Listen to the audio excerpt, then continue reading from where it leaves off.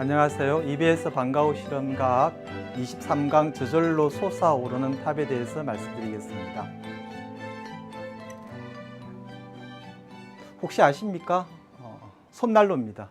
겨울이 되면 많이 사용을 하죠. 손난로 사용을 하시면 안에 똑딱이가 들어있는 걸 보실 수 있을 것입니다. 이렇게 똑딱똑딱 그러고 움직이면은 손난로에서 열이 나죠. 따뜻하게.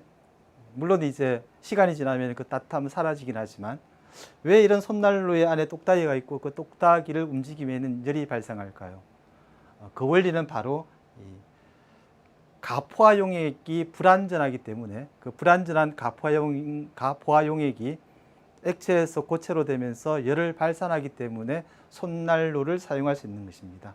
이 손난로 속에는 아세트산 나트륨이라는 용액이 들어 있습니다. 이 아세트산 나트륨을 가포화 상태로 녹인 다음에 불완전한 상태죠. 그리고 조금 충격을 가하게 되면은 액체에서 다시 고체로 돌아오면서 열을 발생하는 걸 이용해서 손난로를 만든 것입니다.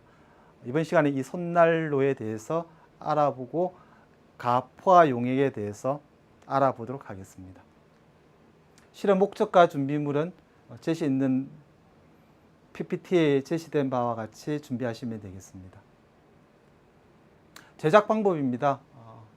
비커에다 아세트산 나트륨을 넣은 다음에 물중탕으로 녹입니다. 직접 열을 가해서 녹이지 마시고 물중탕으로 아세트산 나트륨을 녹이면 되겠습니다. 이때 불을 사용하기 때문에 학생들이 화상을 입지 않게 또는 불에 데이지 않도록 장갑을 낀다거나 보호 장구를 충분히 갖춘 다음에 이 활동을 해야 될 것 같습니다.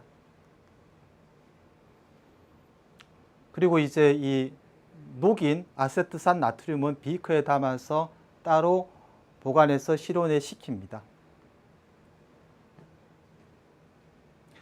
비커에 아세트산 나트륨을 조금 가루를 넣어 보겠습니다. 어떤 일이 일어날까요?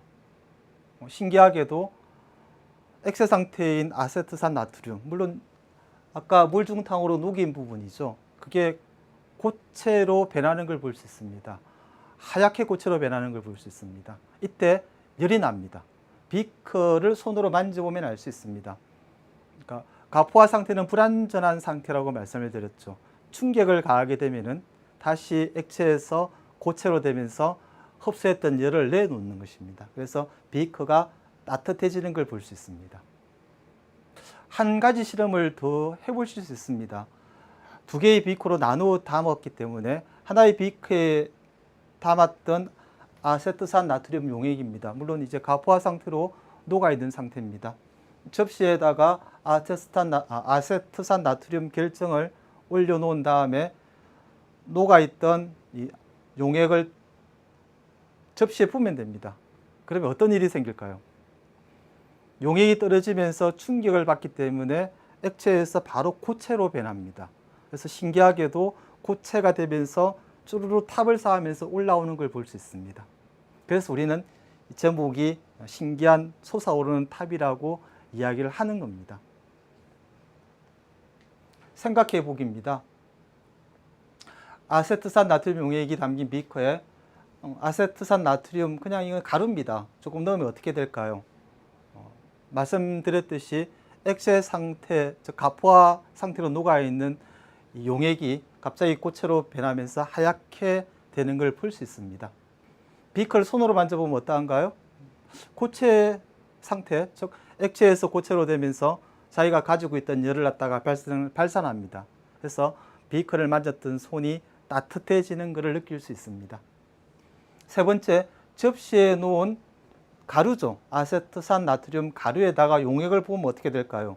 말씀드렸듯이 용액이 떨어지면서 충격을 받기 때문에 고체로 변하면서 솟아오르는 걸 볼 수 있습니다.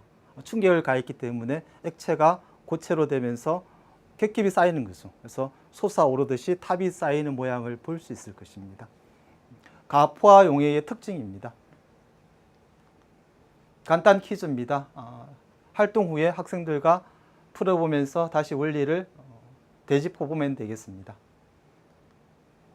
원리 이야기입니다. 가포화 용액의 원리. 용액을 갖다가 녹을 수 있는 것보다 더 많이 녹아 있는 상태, 가포화 상태라고 이야기하죠.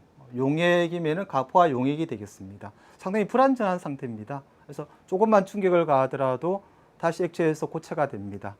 앞에서 활동했던 것처럼 용액에다가 가루를 넣다가 넣으면은 다시 액체가 고체가 되면서 열을 발산한다든가, 또는 가루를 밑에다 둔 상태에서 부으면은 충격을 받으면서 고체로 변하면서 탑이 솟아오르는 것처럼 이 가포화 용액들은 불안정한 상태이기 때문에 이런 활동들을 우리는 할 수 있는 것입니다. 이상으로 가포화 용액의 원리에 대해서 간단하게 설명을 드렸습니다.